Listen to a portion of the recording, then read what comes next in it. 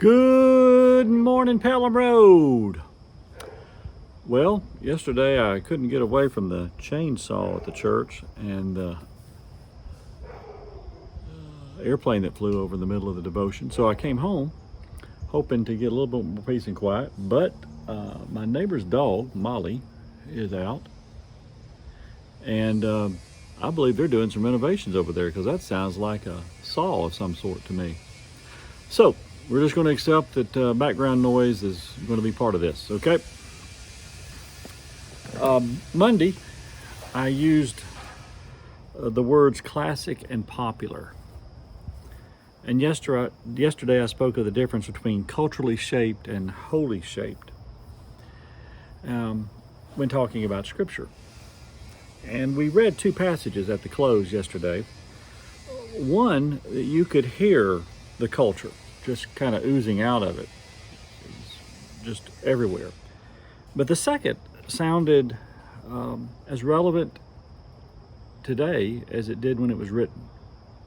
And that's sort of one of the things you have to look for is, something that is holy and true should be is, not was.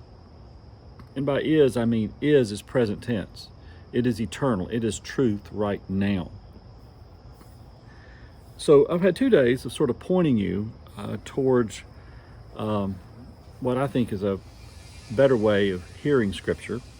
And I think I said one day it was like going towards the peaks. You're heading towards the peaks of Scripture. So in the last few days here of this week, and as we close out the series that we started called Good Morning Pelham Road, I simply want to share with you a few of these passages in the Bible where you hear, and when you hear it, it sounds like Somewhere Over the Rainbow. It sounds like a classic. It sounds like it is. And so, here's one. A certain man had 2 sons. And the younger of them said to the father, "Father, give me the share of the property falling to me." And he divided his living between them.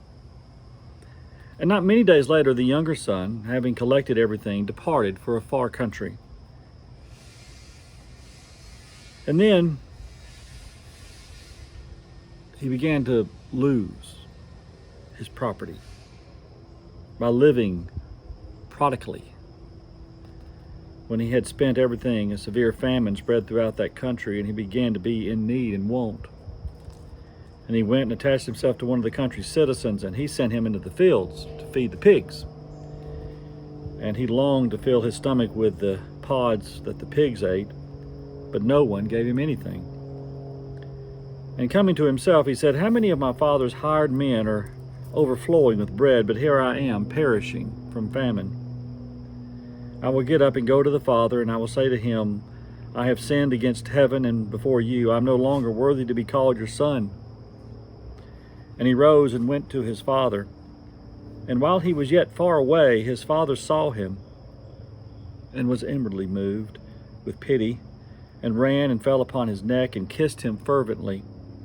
And his son said to him, "Father, I have sinned against heaven and before you. I am no longer worthy to be called your son."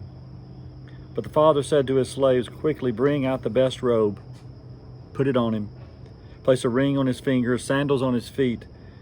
Bring the fatted calf and kill it, and let us sit and have good cheer, because this son of mine was dead, and he has come to life again.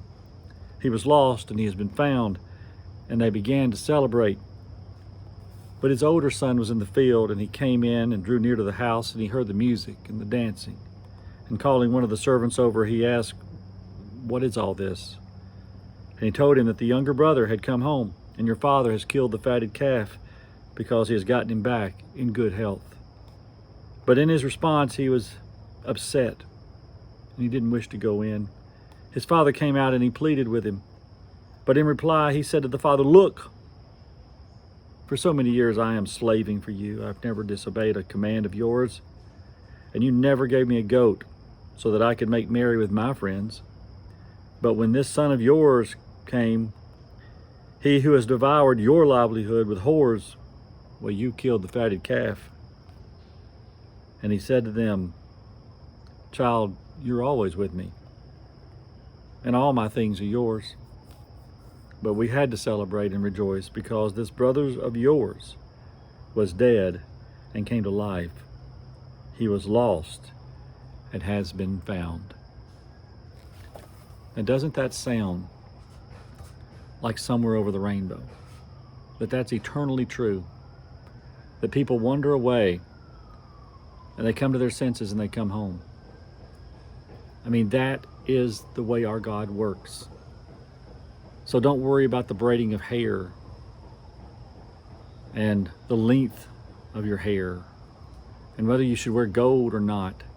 All those things and so many more are so influenced by the culture. But there you have a story that is eternal. God welcomes home all who are coming. See you tomorrow, and we'll read another.